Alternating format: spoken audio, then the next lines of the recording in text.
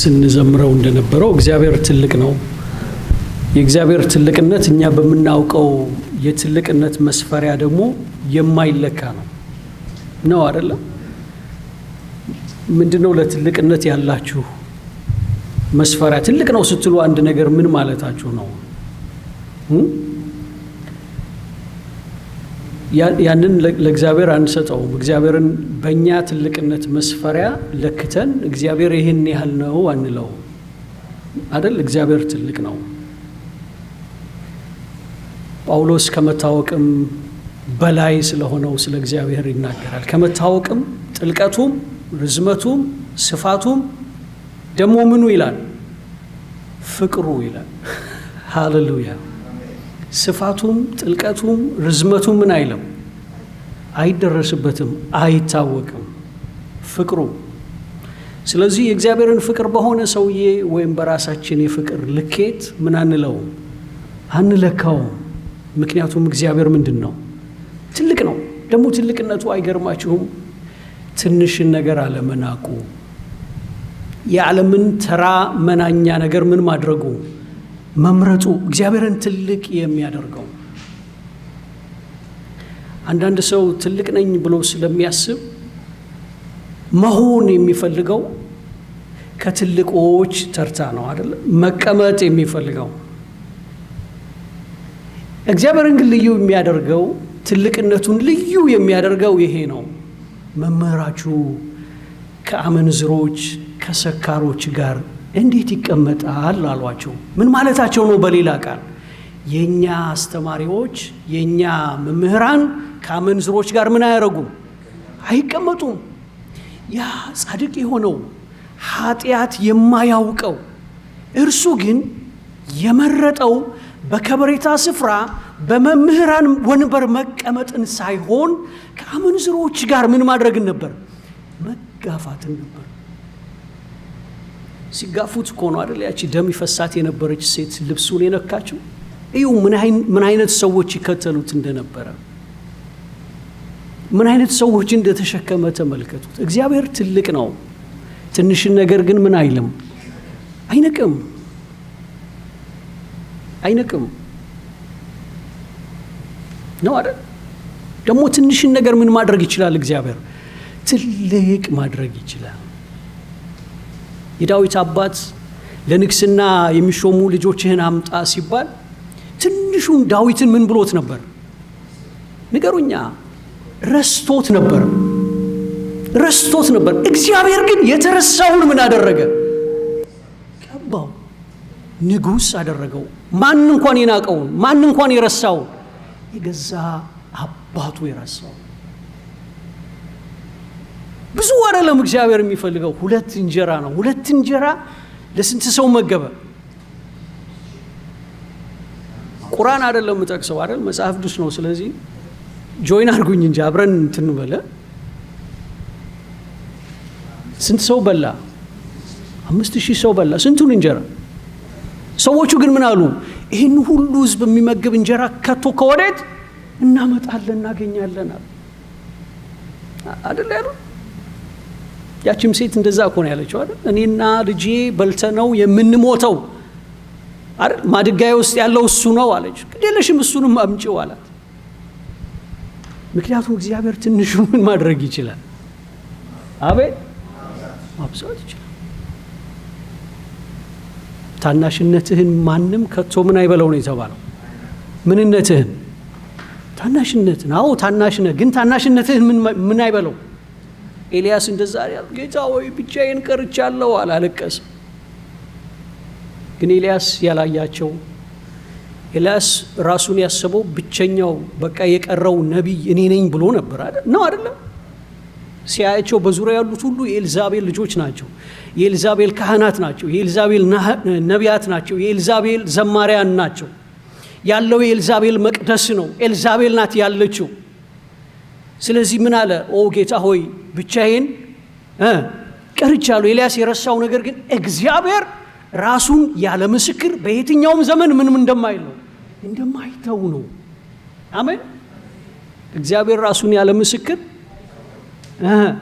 አይተውም። ስለዚህ ለእግዚአብሔር ነገር ማንም ስታር አይደለም፣ ማንም ኮከብ አይደለም። አንተ ከሌለ ቤቱ ማይደምቅ ከመሰለህ ወንድሜ እግዚአብሔር አንተ ያላየሃቸውን የራሱን ሰራዊቶች ምን አድርጓል? አዘጋጅቷል። ለምን? እግዚአብሔር ራሱን ያለ ምስክር ምን ስለማይተው።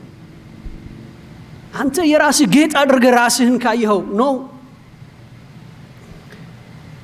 እግዚአብሔር ሰራዊት አለው። ምክንያቱም እግዚአብሔር ምንድን ነው? ትልቅ ነው። አሜን አሜን። ያዘጋጀሁት የትምህርት ወይም የምንካፈለው የትምህርት ርዕስ ከዚህ ጋር አይሄድም፣ ግን ትልቁ እግዚአብሔር ነው የወሰደን። አሜን አሜን። ርዕሱን ያልኩት ምንድን ነው?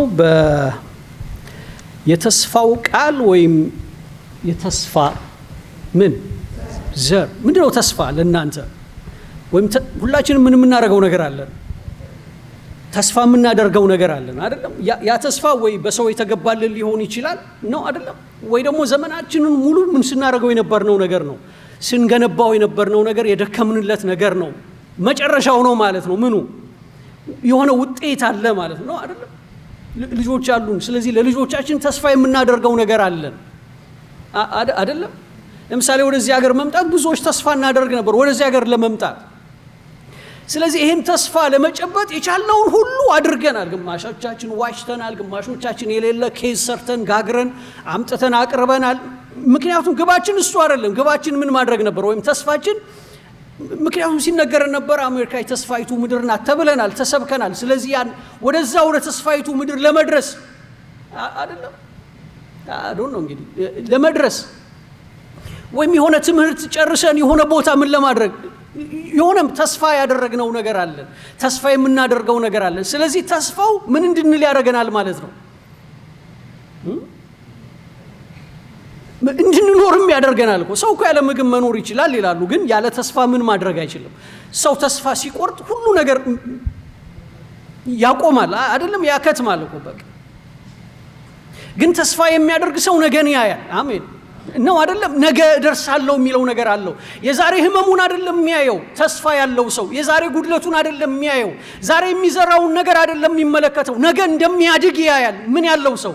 ተስፋ ያለው ሰው፣ ተስፋ ያደረገ ሰው። ስለዚህ ተስፋ በጣም ምን አይነት ነገር ነው?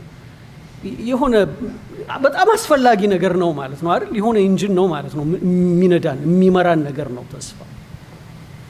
ስለዛ ተስፋ አይደለም ላወራችሁ የፈለኩት፣ ግን መጽሐፍ ቅዱስ ደግሞ ስለ ተስፋ ይናገራል። ስለ ተስፋ ብቻ ሳይሆን፣ ስለ ተስፋ ቃል ብቻ ሳይሆን ደግሞ ስለ ተስፋው ዘር ደግሞ ይናገራል። የሆነ ዘር አለ ይላል። ምን የተገባለት?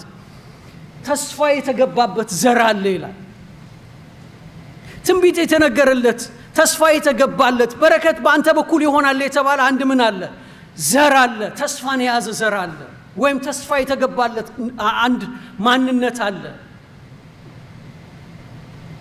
ዝም ብለን አንድ ክፍል ላይ እንጀምር። የኦሪት ዘፍጥረት ምዕራፍ 3 ላይ ሁላችንም ይህን ታሪክ እናውቀዋለን፣ ምክንያቱም የመጀመሪያው የሰው ታሪክ ስለሆነ። ምዕራፍ 3 ኦሪት ዘፍጥረት ምዕራፍ 3 እኔ ከቁጥር 14 ጀምሬ አነበዋለሁኝ። እግዚአብሔር አምላክም እባቡን አለው። ማንን አለው? እባቡን አለው፣ ይህን ስላደረግ ከእንስሳት ከምድር አራዊት ሁሉ ተለይተህ አንተ የተረገምክ ትሆናለህ፣ በሆድህም ትሄዳለህ፣ አፈርንም በሕይወት ዘመንህ ሁሉ ትበላለህ። በአንተና በሴቲቱ መካከል በዘርህና በዘሯም መካከል ጠላትነትን አደርጋለሁ። እርሱ ራስህን ይቀጠቅጣል፣ አንተም ሰኮናውን ምን ትላለህ? ትቀጠቅጣለህ። ይህን ንግግር እግዚአብሔር እየተናገረ ያለው ለማን ነው? መጽሐፉ እንዳለን ለእባቡ ነው። እባቡ ምን እንዳደረገ ተመልክታችኋል፣ ሁላችንም እናውቃለን። ምዕራፍ 3 መጀመሪያው ላይ እባብ እግዚአብሔር አምላክ ከፈጠረው ከምድር አውሬ ሁሉ ይልቅ ምን ነበር ይላል? ተንኮለኛ ነበር ይላል። እግዚአብሔር የምድር አራዊትን ወይም አውሬን ሁሉ ምን አድርጓል?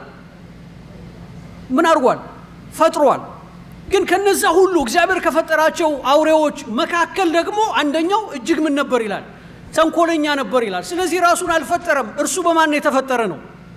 መጽሐፉ እንደሚለው ማለት ነው። ግን ተንኮለኛ ነበረ። አሁን ይሄ ተንኮለኛው እባብ ነው እንግዲህ ያነበብኩት ክፍል ላይ ስንደርስ እግዚአብሔር እየተናገረው ያለው እባቡን አለው ይህን ስላደረግ ከምድር ከእንስሳት ከምድር አራዊት ሁሉ ተለይተ አንተ የተረገምክ ትሆናለህ። ምግቡንም ሲወስንለት ታያላችሁ። በሆድህ ትሄዳለህ፣ አፈርንም በሕይወት ዘመን ሁሉ ምን ትላለህ? ትበላለህ። እባቡን ነው እግዚአብሔር እንደዚህ ያለው። ከምድር አራዊት ሁሉ ተለይተ የተረገምክ ትሆናለህ፣ በሆድህ ትሄዳለህ፣ አፈርንም በሕይወት ዘመንህ ትበላለህ። በአንተና በሴቲቱ መካከል በዘርህና በዘሯ መካከል ጠላትነትን አደርጋለሁ። እርሱ ራስህን ይቀጠቅጣል። ማን ነው እርሱ? ማን ነው እሱ? አዳም አይደለም። ማን ነው እርሱ? ነው ክርስቶስም አይልም። ማን ነው እርሱ? የሴቲቱ ነው። የአዳም ዘር አይልም። የሴቲቱ ምን ንገሩኛ? የሴቲቱ ዘር በአንተና በሴቲቱ መካከል። አሁን ጠላትነቱ የሆነውን ተመልከቱ። ምክንያቱም አዳም ከዛ በፊት የሆነ ነገር ብሏል። እንድትረዳኝ እንድታግዘኝ የሰጠኸኝ ሴት ምን አረገችኝ? አሳሳተችኝና በላኋል። ስለዚህ አዳም ከራሱ አወረደው። ወደ ማን ወሰደው? ወደ ሴቲቱ ወሰደው። ስለዚህ አሁን በሴቲቱና በማን መካከል ነው እግዚአብሔር እየተናገረ ያለው ማለት ነው? በእባቡ መካከል፣ በሴቲቱና በአንተ፣ በዘርህና በምኗ በዘሯ መካከል ጠላትነትን አደርጋለሁ። ፍጹም እርቅ የለም። በማንና በማን? በእባቡና በማን? በሴቲቱ። በሴቲቱና በማን? እባቡ ብቻ አይደለም። እባቡ ምን አለው? ዘር አለው። ሴቲቱ ብቻ አይደለችም። ሴቲቱ ምን ይኖራታል? ዘር ይኖራታል። እባቡ አለ፣ እንደገና እባቡም ዘር ይኖረዋል፣ ትውልድ ይኖረዋል ማለት ነው አይደለም? ሴቲቱ አለች፣ እንደገና እሷ ምን ይኖራታል? ዘር ይኖራታል። ሰው ጠላትነት ተደርጓል። ይህንን ማንም ምን ሊለው አይችልም። በምን ሊለውጠው አይችልም። ምንድነው የጠላትነት ተቃራኒው? በወዳጅነት ወይም እርቅ ሊያደርግ ማንም አይችልም። ምክንያቱም እግዚአብሔር እንደዛ ብሏል። ግን ይሁ አንተ የሴቲቱን ዘር ምን ታደርገዋለህ አለው? ሰኮናውን አይደለ? ምንድነው ሰኮና? ወደ ኋላ እስቲ ያላችሁ ሰዎች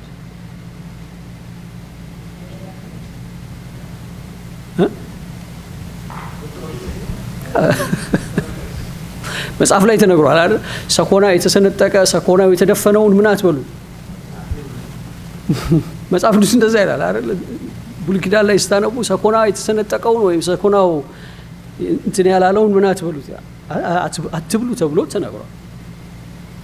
አሁን አንተ ሰኮናውን ትቀጠቅጣለህ አለው። እሱስ ራስህን ይቀጠቅጣል። እርግጥ ነው ይሄ የተስፋ ቃል አይሆንም። ለማን? ለእባቡ ምን አይሆንም? ይሄ የተስፋ ቃል አይሆንም አይደለም። ምክንያቱም ምኑን ነው እየተነገረ ያለው? ያ የሴቲቱ ዘር ሲመጣ አናትህን ምን ያደርጋል ተብሏል? ይቀጠቅጣል። ለሱ የተስፋ ቃል አይደለም፣ ለሱ የተስፋ ነገር አይደለም። ግን በእባቡ ለተነደፉት ነው አይደለም። ሴቲቱ ምን የምትል ይመስላችኋል? ምክንያቱም አሁን እንደምትመለከቱት ከባሏ ተጣልታለች። ባሏ አሳልፎ ምን አድርጓታል? ሰጥቷታል። ግን ተስፋ እየተገባላት እኮ ነው። ምን ይኖርሻል እያላት ነው። በሌላ ቃል ዘር ይኖርሻል አይደለም? ዘር ይኖርሻል። እርግጥ ነው የሴቲቱን ዘር እባቡ ያሳድደዋል ሰኮናውን ለመቀጥቀጥ። ግን ደግሞ የሴቲቱ ዘር የእባቡን ምን ይቀጠቅጣል ተባለ? ራስ ይቀጠቅጣል ተባለ። ደስ ይለኛል እባቡ እንዴት እንደተረገመ። አንተ ከምድር አራዊት እንስሳት ሁሉ ተለይተ ምን ያልክነ? ምን ያልክነ? መጀመሪያ ተንኮለኛ ነበር ነው የሚለው አይደል? ቅድም የጠቀስኩት ዘፍጥረት 3:1 ላይ ከምድር አራዊት ሁሉ ይልቅ ተንኮለኛ ነበር ይላል። አሁን ደግሞ ሌላ ነገር ተጨመረለት። ምን? እርጉም ተባለ። አንተ የተረገምክ ትሆናለህ። ተንኮለኛ ነበር፣ አሁን እርግማን ደግሞ ተጨመረለት። እንደገና ምን ሆነ? በሆድህ ትሄዳለህ፣ ደግሞ በሕይወት ዘመን ሁሉ ምን ትበላለህ? ምንድነው እባብ የሚበላው ነገር? የእባብ ምግብ ምንድነው ታውቃላችሁ? ይሄ ተፈጥሯዊ እባብ ምንድነው የሚበላው?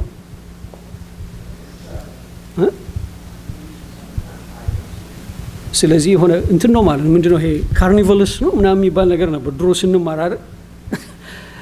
ስጋ በል ነው ማለት ነው። ስጋ ነው የሚበላው። ይሄኛውን ግን ምን ትበላለህ አለው። አፈር ነው የምትበላው አለ። እንደገና በምን ትሄዳለህ? በሆድህ ትሄዳለህ። ምንድነው ታዲያ አፈር የሚበላው? ዘፍጥረት ላይ ምዕራፍ 2 ቁጥር 8 ላይ ነው። ምዕራፍ 2 ቁጥር 7 ላይ ይቅርታ። እግዚአብሔር አምላክም ሰውን ከምን አበጀው ይላል? ከምድር አፈር ምን አረገው? አበጀው። አሁን ደግሞ ምን እየተባለ ነው? ምን ትበላለህ እየተባለ ነው። አፈር ትበላለህ እየተባለ ነው። እንደገና በምን ትሄዳለህ? በሆድ ትሄዳለህ። በጭንቅላቱ አይሄድም እባብ። የሚሄደው በምንድን ነው? በሆድ ነው። መብሉም አፈር ነው። እንደምታውቁት ወይም እንደምታስታውሱት እስራኤል ከግብፅ ከወጡ በኋላ የዘኍልቍ ምዕራፍ 12 ላይ ይመስለኛል ከሆርን ወጥተው ጉዞ እያደረጉ ነው። ሰውነታቸው ደከመ ይላል። ምክንያቱም ይበሉት የነበረው ከሰማይ የሚወርድላቸውን መና ብቻ ነበር እና በቃ ሰለቻቸው እሱ። ስለዚህ ማጉረምረም ጀመሩ። በእግዚአብሔርና በሙሴ ላይ አጉረመረሙ። እግዚአብሔርም የምድረ በዳ ወይም ምኖችን ሰደደባቸው ይላል፣ እባቦችን ሰደደባቸው ይላል። ብዙዎቹ በእባብ ተነደፉ። ስለዚህ ምን ሊሆኑ ነው? ሊሞቱ ነው እኮ አይደል? ምክንያቱም እባብ ምን ስለሆነ? ያ ገዳይ ነው፣ መርዛማ ስለሆነ ገዳይ ስለሆነ እና ከዛም በኋላ ብዙዎቹ በምድረ በዳ ወደቁ እና ጮሁ። ቀሪዎቹ ወደ እግዚአብሔር ጮሁ፣ ወደ ሙሴ ጮሁ እና እግዚአብሔር ለሙሴ አንድ ነገር ነገረው። እባብን በዓላማ ላይ ሰርተህ ስቀለው እና እባቡን የተመለከተው በሙሉ ምን ይላል አለው? ይድናል። እባቡ የነደፈችው በሙሉ እባቧን ምን ብላ ሲያያት? ተሰቅላ ሲያያት ይድናል አለ እና መጽሐፉንም ስታነቡት እንደሚነግራችሁ ብዙዎቹ በእባብ ተነድፈው የነበሩት እባቡን ተመልክተውት ምን አረጉ ይላል? ምናቸውን የተመለከቱት?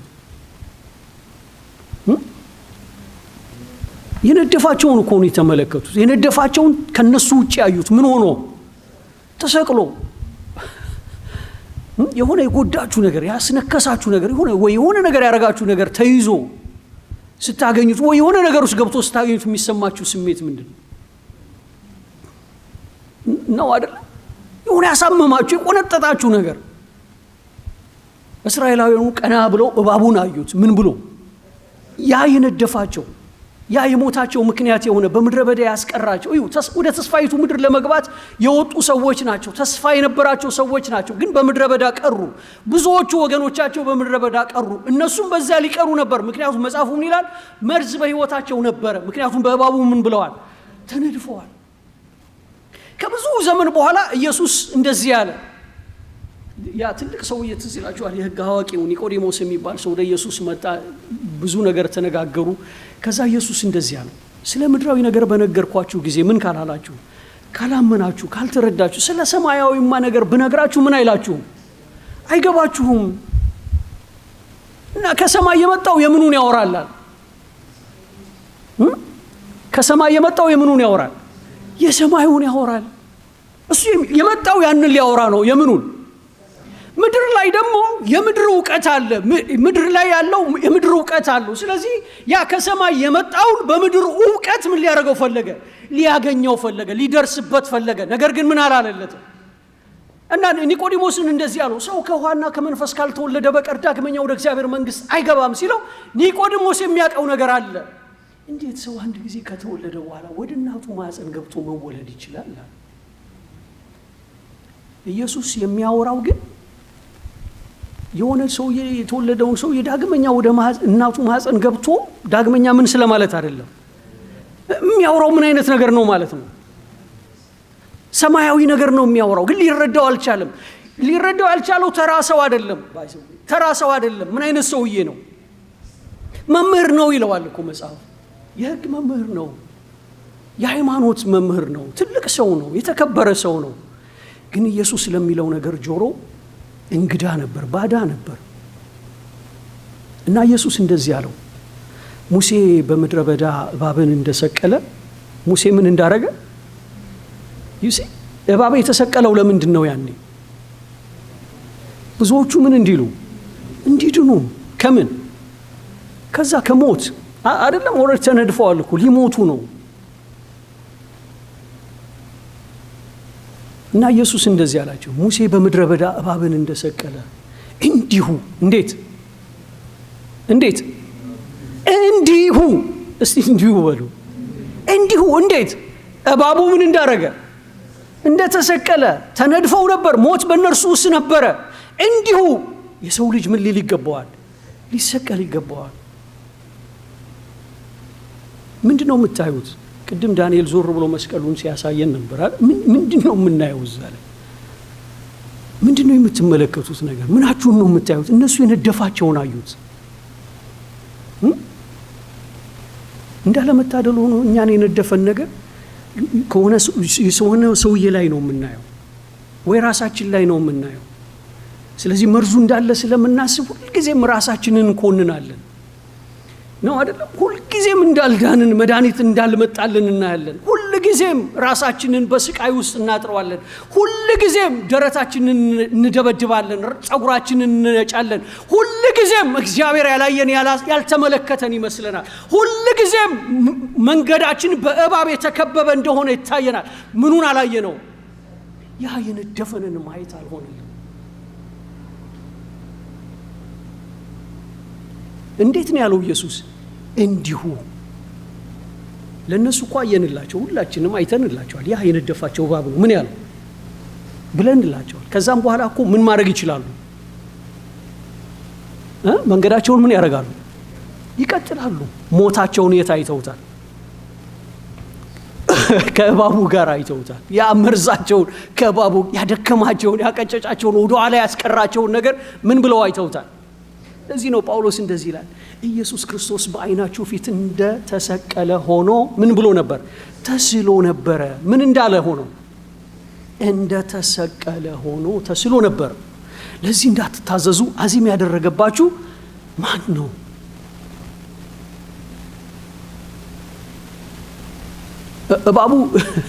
እባቡ ቀላል አይደለም።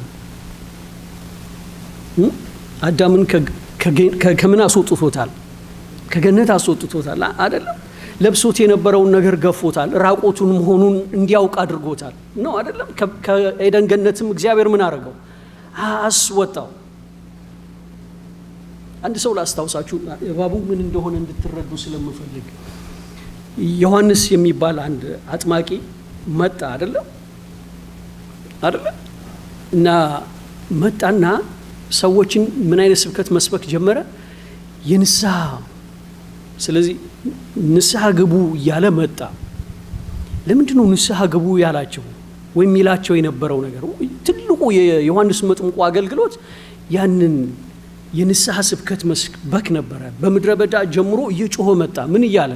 የእግዚአብሔር መንግሥት ቀርባለች፣ ምን በሉ ንስሐ ግቡ እያለ እና ስለ ራሱም ሲናገር ራሱን ያስቀመጠው ምን አድርጎ ነው? እኔ ላይክ ምንድን ነኝ አለ። የጫማውን ጠፍር እንኳን ልፈታው የማይገባኝ ከኔ በኋላ ምን ይላል?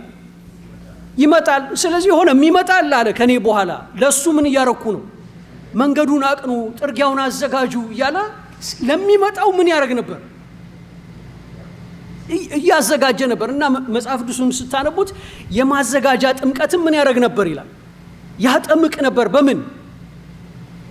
በውሃ። እና ብዙዎቹ እየመጡ ይላል ማቴዎስ ወንጌል ምዕራፍ 3 ላይ ታገኛላችሁ። ብዙዎቹ እየመጡ ለዮሐንስ ምን እያደረጉ? ኃጢአታቸውን እየተናዘዙ ምን ያደረጉ ነበር? ይጠመቁ ነበር። እና ዞር ብሎ ሲያያቸው ከመጡት ወይም እየመጡ ካሉት መካከል ጸሐፍቶቹ ፈሪሳውያኑ ዙሪያውን ከበውታል። እነሱ ምን ሊያደርጉ መጥተዋል አይደለም? እና የሚገርም ነገር ይናገራቸዋል። እዚህ ላይ አለ እንደምትመለከቱት የማቴዎስ ወንጌል ምዕራፍ 23 ላይ ነው። የማቴዎስ ወንጌል ምዕራፍ 3 ቁጥር 7 ላይ ያለውን መጀመሪያ ፈልጋለሁ። እንደዚህ ይላል። ከቁጥር 1 ጀምሬ ላንብብ። በዚያም ወራት መጥምቁ ዮሐንስ መንግሥተ ሰማያት ቀርባለች፣ ንስሐ ግቡ ብሎ በይሁዳ ምድረ በዳ እየሰበከ መጣ። በነቢዩ በኢሳይያስ የጌታን መንገድ አዘጋጁ ጥርጊያውንም አቅኑ እያለ በምድረ በዳ የሚጮህ ሰው ድምፅ የተባለለት ነውና። ራሱ ዮሐንስ የግመል ጠጉር ልብስ ነበረው፣ በወገቡም ጠፍር ይታጠቅ ነበር፣ ምግቡም አንበጣና የበረሃ ማር ነበር።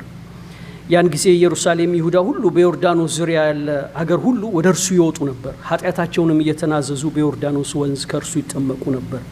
ዳሩ ግን ከፈሪሳውያንና ከሰዱቃውያን ብዙዎች ወደ ጥምቀቱ ሲመጡ ባየ ጊዜ እንዲህ አላቸው፣ እናንተ የእፉኝት ልጆች ከሚመጣው ቁጣ እንድትሸሹ ማን አመለከታችሁ አላቸው። እነማን ናቸው የመጡት? ፈሪሳውያንና አይደለ ሰዱቃውያን። እነዚህን ሰዎች በደንብ ታውቋቸዋላችሁ። ፈሪሳውያንና ሰዱቃውያን ብዙዎች ወደ ጥምቀቱ ሲመጡ ባየ ጊዜ ዮሐንስ ምን አላቸው? እናንተ የምን ልጆች? ምንድነው እፉኝት? እናንተ የእባብ ልጆች አላቸው። ምን ማለቱ ነው? ለምንድነው የእባብ ልጆች ያላቸው? እባቡን አይተናል እኮ እኛ አይደለም? ሲነድፋቸው ነበር፣ ሲናደፍ ነበር፣ ሰውን ወደ ሞት ሲልክ ነበረ። እዛ አዳምና ሔዋንን ምን ሲያደርግ አይተነዋል። ሲያስታቸው ተመልክተናል። አሁን ደግሞ ዮሐንስ እየመጡ ያሉት እንደዚህ ያላቸው ሰዱቃውያንና ፈሪሳውያን ነው። ማን ያመለከታችሁ? እናንተ ምኖች? የእፉኝት ልጆች፣ እናንተ የእባብ ልጆች። አሁን መርዙ የት ነው ያለው ማለት ነው? ኦኬ፣ እነዚህ የእባብ ልጆች ከሆኑ መቼም እባብ ልጅ አይወልድም አይደል? ግን መጀመሪያ ምን ብለናል? በአንተና በሴቲቱና በዘሯ፣ በአንተና በምንህ በዘርህ መካከል እባቡ ምን አለው ብለናል? ዘር አለው ብለናል። አሁን የእፉኝት ልጆች አላቸው። እናንተ የእባብ ልጆች እያላቸው ነው። ለምንድን ነው የእባብ ልጆች? የእባብ ልጆች እስከሆኑ ሊያደርጉ የሚችሉት ነገር አንድ ነገር ነው ማለት ነው። ይናደፋሉ አይደል? ይናደፋሉ። እባብ ከነደፈ ደግሞ ምን ትላለህ? ትሞታለህ። መቼም አሁን በምድር ላይ እንደዚህ ስለሚርመሰመሰው እባብ አይደለም መጽሐፉ እያወራ ያለው አይደለ? ከዛ ምን ያለ ነገር ነው?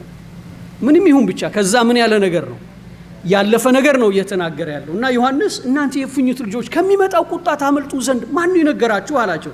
ከዮሐንስ በኋላ ኢየሱስ የሚላቸውን ተመልከቱ። የማቴዎስ ወንጌል ምዕራፍ 23 ቁጥር 31 ላይ ተመሳሳይ ነገር ኢየሱስ ሲናገራቸው ታያላችሁ።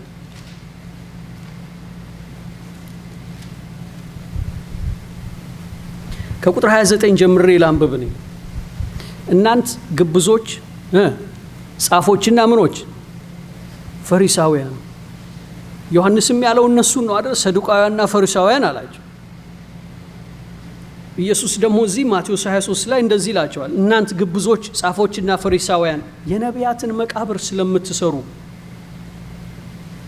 የጻድቃንንም መቃብር ስለምታስጌጡ በአባቶቻችን ዘመን ኖረን በሆነ በነቢያት ደም ባልተባበርናቸውም ነበር ለምትሉ ወየውላችሁ።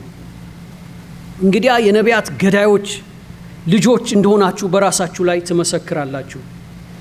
እናንተ ደግሞ የአባቶቻችሁን መስፈሪያ ሙሉ። እናንተ ምኖች?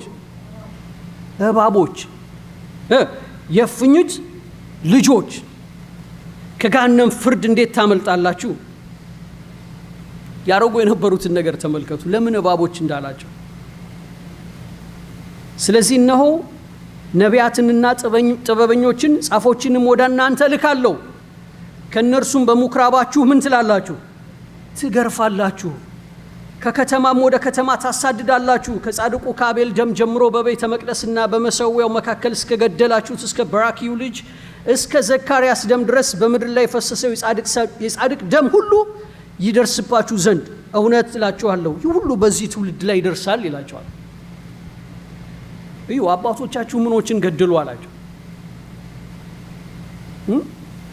ነቢያቶችን ምን አረጉ? አሳደዱ፣ ገደሉ። እናንተም ደግሞ ምን ትላላችሁ? ምክንያቱም ምኖች ናቸው? እባቦች ናቸው፣ የእፉኝት ልጆች ናቸው። ምን ያደርጋሉ ማለት ነው? መርዝ አለ በምናቸው ላይ። ምኖች ናቸው እነዚህ ጻፎችና ፈሪሳውያን? አስተማሪዎች ናቸው። የምን አስተማሪዎች ናቸው? የሕግ አስተማሪዎች ናቸው። አንድ ስፍራ ላይ እንደዚህ ይላቸዋል፣ እናንተ የመንግስተ ሰማያትን ምን ወስዳችሁ ነበር? ምን ተሰጥቷችሁ ነበር? የመንግስተ ሰማያት መክፈቻዎች ምን ተሰጥቷችሁ ነበር። ግን አላቸው እናንተ ምን አትሉ አትገቡም። የሚገቡትንም ምን አላችሁ? አታነቡም? መጽሐፉ እንዴት ነው ነገሩ? እዚሁ ላይ ምዕራፍ 23 ቁጥር 13 ላይ ማቴዎስ ወንጌል እናንተ ግብዞች ጻፎችና ፈሪሳውያን መንግስተ ሰማያትን በሰው ፊት ምን ስለምትሉ ስለምትዘጉ ወየውላችሁ። እናንተ አትገቡም፣ የሚገቡትንም እንዳይገቡ ትከለክላላችሁ። ስለዚህ ምን አላቸው ማለት ነው? መክፈቻ ተሰጥቷቸዋል። የምን የመንግስተ ሰማያት መክፈቻ ተሰጥቷቸዋል። ኦኬ፣ የሆነ ቄሱ ትልቅ ቁልፍ ይዞ የሆነ በር ላይ ቆሟል ማለት ነው ነው ወይ? ታዲያ ምንድነው ቁልፉ? የተሰጠው ቁልፍ ምንድነው? የሚዘጉት ይሁ መንግስተ ሰማያትን ነው የሚዘጉት። ደግሞ የሚገርመው እኮ ውስጥ ሆነው አይደለም የሚዘጉት። እነሱ ራሳቸው ከየት ናቸው? ከውጭ ሆነው ነው የዘጉት። ስለዚህ ማንም ምን ማድረግ አይችልም፣ መግባት አይችልም። ስለዚህ ወደዛ ህይወት፣ ወደ መንግስተ ሰማይ፣ ወደ እግዚአብሔር መንግስት ማንም ካልገባ በየት ነው ያለው ማለት ነው? በውጭ ነው ያለው ማለት ነው። ግን እኮ ምን ብለዋል? ሰው እንዲያስገቡ ምን ተብሏቸዋል? ተሰጥቷቸዋል። የሚያደርጉትን ተመልከቱ። እንደውም እንደዚህ ይላል። ምን አይነት እኮ ሃይማኖተኛ ሰዎች፣ ምን አይነት ጸሎት ወዳጆች እንደሆኑ ተመልከቱ። ምን አይነት የፍቅር ሰባኪዎች እንደሆኑ ተመልከቱ። ምን አይነት የቅንነት የጽድቅ ሰባኪዎች እንደሆኑ ተመልከቱ። እንደዚህ ይላል ቁጥር 14 ላይ እናንተ ግብዞች ጻፎችና ፈሪሳውያን በጸሎት ርዝመት እያመካኛችሁ የመበለቶችን ቤት ስለምትበሉ ወየውላችሁ። እንደውም የነሱ የጸሎት ፕሮግራም ምን አይነት ነው ማለት ነው? ረዣዥም ነው ማለት ነው። በጣም ምኖች ናቸው? ነገሩኛ ምኖች ናቸው? በጣም ጸሎተኞች ናቸው። በጣም ይጸልያሉ። ግን ምን አላርችሁም ይላቸዋል። አልገባችሁ? በጸሎት ርዝመት እያመካኛችሁ የመበለቶችን ቤት ስለምትበሉ ወየውላችሁ እናንተ ግብዞችና ጻፎችና ፈሪሳውያን። አንድ ሰው ምን ያህል ትጉ እንደነበሩ ተመልከቱ። አንድ ሰው ልታሳምኑ በባህርና በደረቅ ስለምትዞሩ በሆነም ጊዜ ከናንተ ይልቅ 2 እጥፍ የባሰ የገሃነም ልጅ ስለምታደርጉት ወየውላችሁ። አንድ ሰው ለማሳመን ምን ያህል መንገድ እንደሚሄዱ ተመልከቱ። መጽሐፉ እንደዛ ነው የሚለው። አንድ ሰው ለማሳመን ግን በሆነ ጊዜ ደግሞ ምንድነው የምታደርጉት አለ? ከናንተ ይልቅ 2 እጥፍ የባሰ የገሃነም ልጅ ስለምታደርጉት ወየውላችሁ። እንግዲህ እንዳየነው ምኖች ናቸው ማለት ነው ሰዎቹ? ሃይማኖተኞች ናቸው ማለት ነው አይደል? የሃይማኖት ምኖች ናቸው? መምህራን። ሃይማኖተኞች ብቻ አይደሉም፣ የሃይማኖት መምህራን ናቸው። እነዚህ ሊደርስ ናቸው። ግን በውጪ ናቸው። ምን ማለት ነው? ምንድነው ያልሰጡት? ምንድነው ታዲያ እያላቸው የከለከሉት ነገር፣ የደበቁት ነገር ምንድነው? ስለዚህ ሌላ ነገር ነው የሰጡት ማለት ነው። ምክንያቱም መንግስተ ሰማያትን በሰው ፊት ምን እያደረጉ ነው እኮ አንድ ነገር እኮ ማድረግ ችለዋል። ምን ማድረግ ችለዋል? መንግስተ ሰማያትን በሰው ፊት ምን ማድረግ ችለዋል? መዝጋት ችለዋል። ወይ ራሳቸውን አሳይተዋል ማለት ነው። ስለዚህ ከነሱ አልፈው ሌሎቹ ምን ማድረግ አልቻሉም፣ ማየት አልቻሉም። ምክንያቱም ምን ብሏል? ተዘግቷል ይላል። ከዛም በኋላ ለጴጥሮስ ነው አይደል ኢየሱስ እንደዚህ ይለዋል፣ የመንግስተ ሰማያትን መክፈቻዎች ምን እልሃለሁ ይለዋል፣ ንገሩኛ እሰጥሃለሁ ይለዋል። ለምንድን ነው ለጴጥሮስ የመንግስተ ሰማያትን መክፈቻዎች እሰጥሃለሁ ያለው? ትዝ ይላችኋል?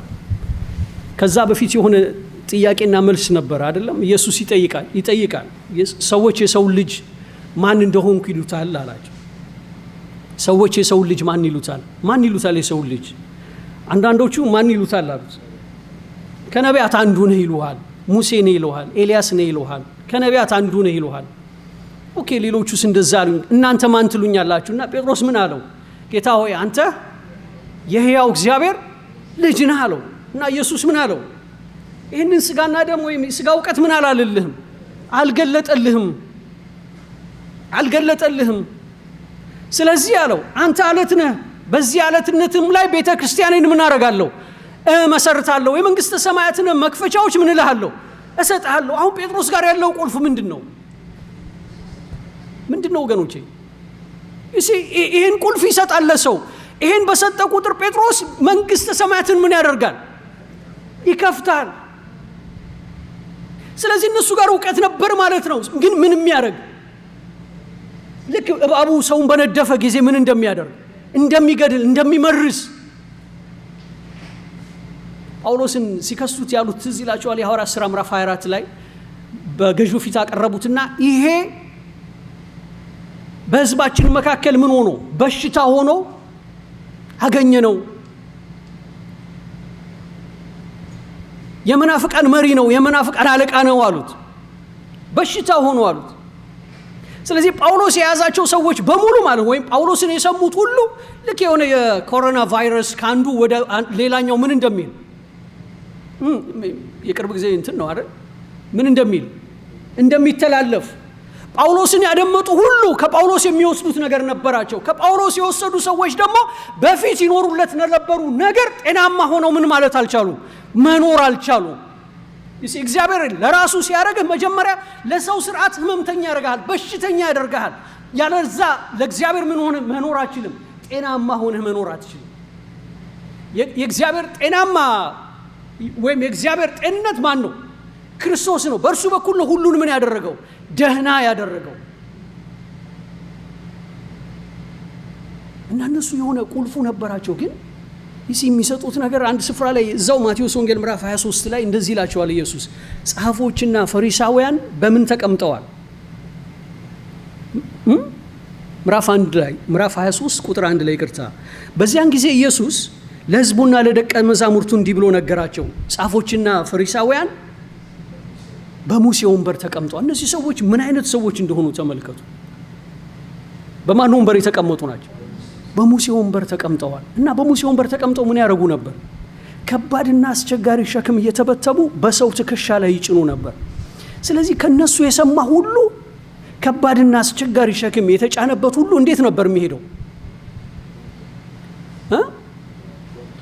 ጎባጣ። ኢየሱስ ብዙ ቦታ ላይ ኩታነቡታላቸው። ጎባጣይቱን ምን አረጋት?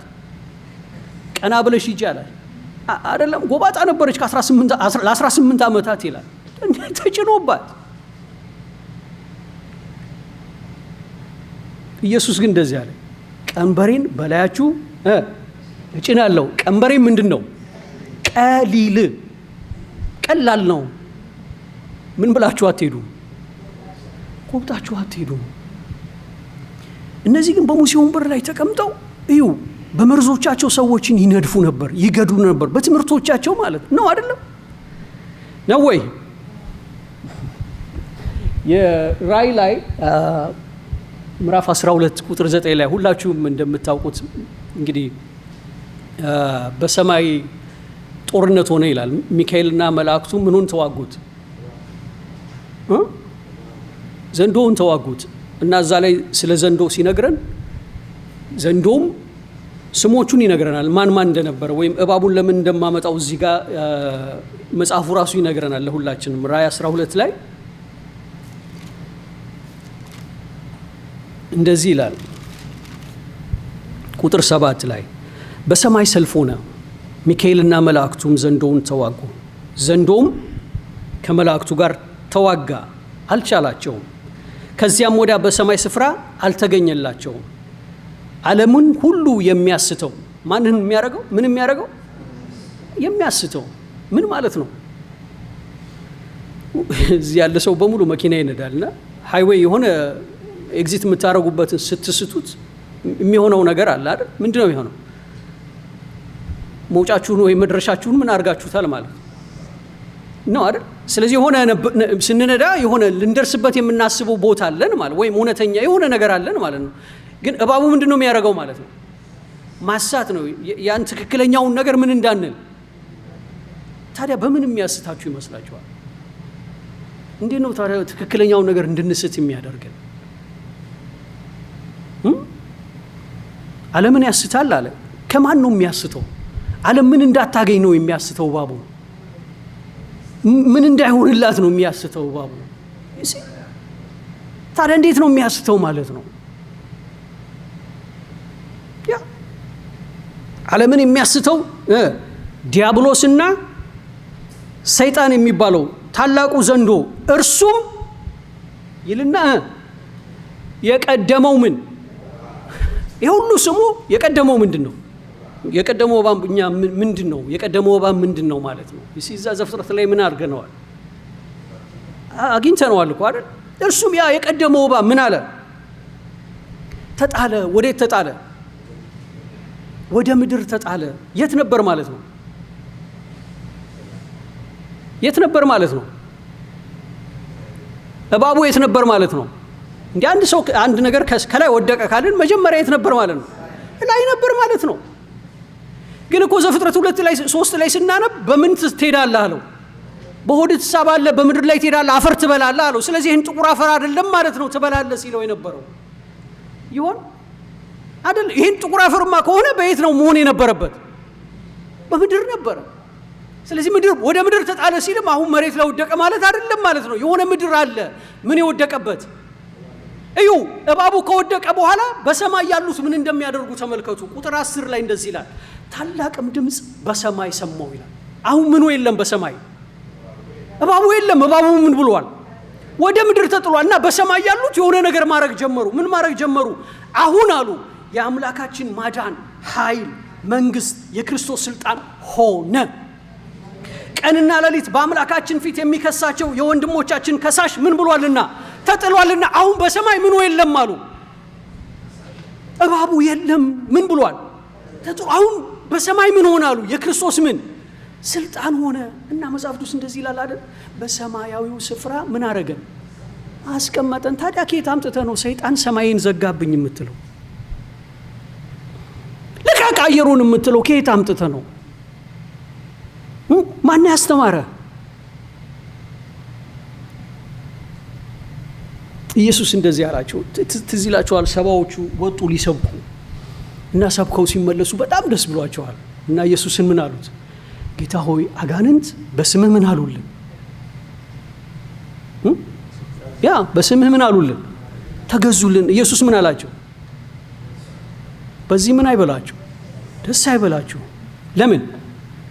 ሰይጣን እንደ መብረቅ ከሰማይ ምን ሲላየው አይደለም የሚለው ሲወድቅ አየሁኝ። ከዛም በኋላ ምን ይላቸዋል መልሶ? እባቡንና ጊንጡን ትረግጡ ዘንድ በጠላት ኃይል ሁሉ ላይ ምን ሰጧችሁ? ስልጣን ሰጧችሁ። ምን ታረጉ ዘንድ? ትረግጡ ዘንድ። የምትረግጡት ከሆነ የት ነው ያለው ማለት ነው? ከእግራችን በታች አናታችን ላይ አይደለም ያለው። ከኛ ያለባቸው ሊኖሩ ይችላሉ። ግን ስለ እናንተ ስለ ወንጌል ተከታዮች ወይም ስለ ክርስቶስ ደቀ መዛሙርት መጽሐፉ የሚለው ግን እባቡን ጊንጡን ትረግጡ ዘንድ ምን አረኳችሁ? ስልጣን ሰጠኋችሁ። አሁን ስልጣኑ የማን ነው ማለት ነው? ስልጣኑ የማን ነው ማለት ነው? የእናንተ ነው። ምን የማድረግ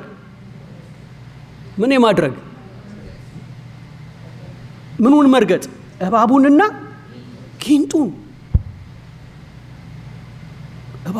ጊንጡን ትረግጡ ዘንድ በጠላት ኃይል ሁሉ ላይ ስልጣን ምን ብያችኋለሁ?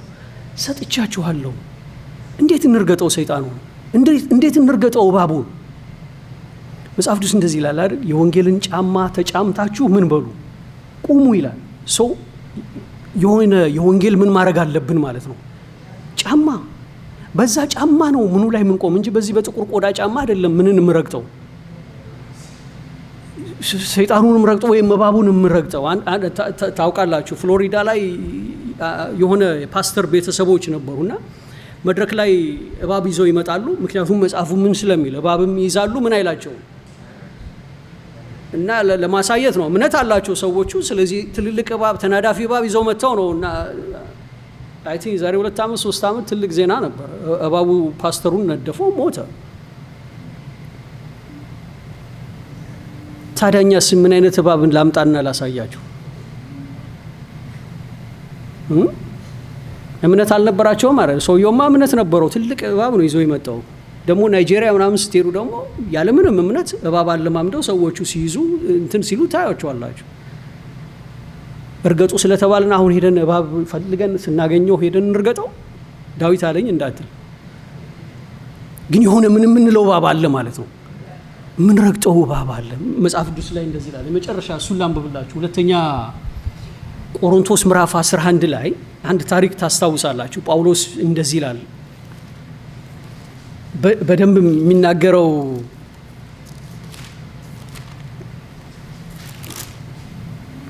ከቁጥር 1 ጀምሮ ይላል። ምዕራፍ 11 ቁጥር 1 ላይ በጥቂቱ ሞኝነቴ ብትታገሱኝ መልካም ይሆን ነበር። ቢሆንም በእርግጥ ታገሱኝ፣ በእግዚአብሔር ቅንዓት እቀናላችኋለሁና። እንደ ንጽሕት ድንግል እናንተን ለክርስቶስ ላቀርብ ለአንድ ወንድ አጭቻችኋለሁና። ነገር ግን እባብ በተንኮሉ ሔዋንን እንዳሳታት አሳባችሁ ተበላሽቶ ለክርስቶስ ከሚሆን ቅንነትና ንጽሕና ምናልባት እንዳይለወጥ ብዬ እፈራለሁ ይላል ጳውሎስ። ምን አረኳችሁ አለ? እተጋለሁ አለ። ምን ለማድረግ? ለጳውሎስ ቸርች ቢዝነስ አይደለም አይደለ? ለጳውሎስ ቸርች አገልግሎት ነው። በአገልግሎቱ ደግሞ ያደርግ የነበረው ነገር ተመልከቱ። ጳውሎስ አንድ ሙሽራ አለው። በዛ ወንጌል በዛ እውነት ሰዎችን ሁሉ ለዛ ለአንዱ ወንድ ምን ማድረግ ይፈልጋል? ማጨት ይፈልጋል። ዓላማው እሱ ነው። የአገልግሎቱ ዓላማ፣ የጥሪው ዓላማ እሱ ነው። ስለዚህ ምን አረኩኝ አለ? ለአንድ ወንድ ምን አረግኳችሁ? አጨኋችሁ። እንዴት ነው ያጫቸው? ሄዶ በተሰበሰቡ ሰዎች መካከል ቆንጆ ቆንጆ ሴቶችን መርጦ እናንተ ለክርስቶስ ትገቡታላችሁ፣ ፉንጋዎቹን ደግሞ እናንተ ደግሞ አላለላችሁም ሂዱ ነው ያላቸው? ወይስ ምንድን ነው ያደረገው ጳውሎስ? እንዴት ነው ለክርስቶስ ሴቶቹን ወይም ሰዎቹን ያጨው? በምንድን ነው ንገሩኛ? በምንድን ነው ለክርስቶስ የለያቸው? በወንጌል አይደለም። ለማን አረጋቸው? ለክርስቶስ። አሁን ከዚህ ትምህርት ሲወጡ ከዚህ ወንጌል ሲለዩ ምን እያረጉ ነው ማለት ነው? ምን እያረጉ ነው ማለት ነው? ታጭተዋል እኮ ለአንዱ ሊሆኑ ታጭተዋል። አሁን በሌላ ወንጌል ደግሞ ለሌላው ሲሆኑ ምን እያረጉ ነው ማለት ነው? በአንዱ ላይ ምን እያረጉ ነው? እያመነዘሩ እኮ ነው። ልክ በትዳር የታሰረች አንድ ሴት ወይም በትዳር የታሰረ አንድ ሰው ከትዳሩ ውጪ ሲወጣ ምንድን ነው የምንለው? አመነዘር አይደል ነው አይደለም? ጳውሎስ ደግሞ አለ አሁን አጭቻችኋለሁ፣ እናንተ ለአንድ ወንድ ነው የምትገቡታል፣ ለሌላ ለማንም አትሆኑ። ግን እባብ አለ አለ። እባብ በተንኮሉ አንድ ነገር አድርጎ አሳይቶናል። ሔዋንን ምን አረጋት? አሳታት። ከምንድን ነው ያሳታት? መጽሐፉ እንደምታውቁት አይደለም። እግዚአብሔር ካመጣው እውነት፣ እግዚአብሔር ከነገራቸው እውነት ፈቀቅ እንዲሉ አደረጋቸው። ግን እባቡ የነገራቸው ነገር መጨረሻ ላይ እውነት ሆኖ አልተገኘም። ከእውነቱ ምን አድርጓቸዋል? አስቷቸዋል። አሁንም ጳውሎስ እባቡ አለ። ይኸው ብዙ ሰው እንደዛ ነው የሚያስበው። በቃ እባቡ ሔዋንና አዳምን እዛ ጋር አሳስቶ ስራውን ያቆመ ነው የሚመስለው። ኖ ዛሬም አለ እባቡ። ምን ያደርጋል? ዛሬም ይታጩዋል። ልክ እንደ አዳም ለእግዚአብሔር እውነት የተለዩ፣ ለእግዚአብሔር የታጩ፣ ለእግዚአብሔር እውነት የተጠበቁ አሉ። ስለዚህ እባቡ ስራ አለው። ምን ማድረግ ይፈልጋል? እነርሱን ከዛ ማውጣት ይፈልጋል። ለማን እንዳይሆኑ? ለክርስቶስ እንዳይሆኑ ማድረግ ይፈልጋል። እና ጳውሎስ ምን አለ? እዩ ከዛ የሚቀጥለውን ክፍል ተመልከቱት። የሚመጣው ያልሰበክነውን ሌላ ኢየሱስ ቢሰብክ ይላል። የሚመጣው እኛ ያልሰበክንላችሁን ማንን ቢሰብክ? ሌላ ኢየሱስ ቢሰብክ። ስለዚህ በሌላው ኢየሱስ ምን ሊያረጋችሁ ነው ማለት ነው? ሊያስታችሁ ነው። ስለዚህ ምን አድርጉ ይላል? አብረን አንብበው የመጨረሻው የሁለተኛ ቆሮንቶስ 10:3 ላይ በሰው ልማድ ምንም እንኳን የምንመላለስ ብንሆን እንደ ሰው ልማድ አንዋጋ፣ የጦር ዕቃችን ስጋዊ አይደለምና ምሽግን ለመስበር ግን ብርቱ ነው። ምን አለብን ነው? ምን አለብን? ውጊያ አለብን ማለት ነው አይደል? ምሽግን ምን ማድረግ አለብን? ግን ለምንድን ነው ምሽግ የምንሰብረው? የሰውንም ሐሳብ በእግዚአብሔር ዕውቀት ላይ የሚነሳውን ከፍ ያለውን ነገር ሁሉ ምን እናደርጋለን? እናፈርሳለን። ምክንያቱም መጽናት ያለበት፣ መንገስ ያለበት፣ መግዛት ያለበት የማን ሐሳብ ነው? ጴጥሮስ መጣና ጌታን በጣም ይወደው ስለነበረ ጌታ ሆይ አትሙት፣ አትሰቀል አለው። ኢየሱስ ምን አለው? ሂድ አንተ ሰይጣን፣ የሰውን እንጂ የማንን አላየህም፣ የእግዚአብሔርን አላሰብክምና።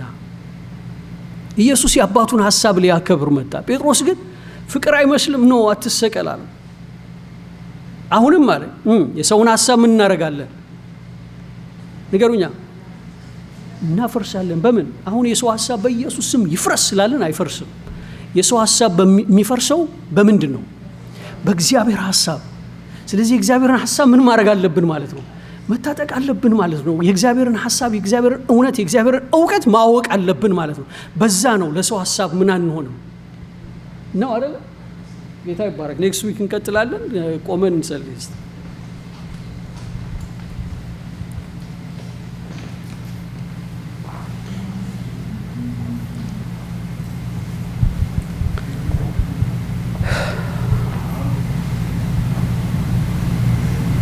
አባቶ ለሞት የሆነብንን ነገር ለህይወት ስለለወጥከው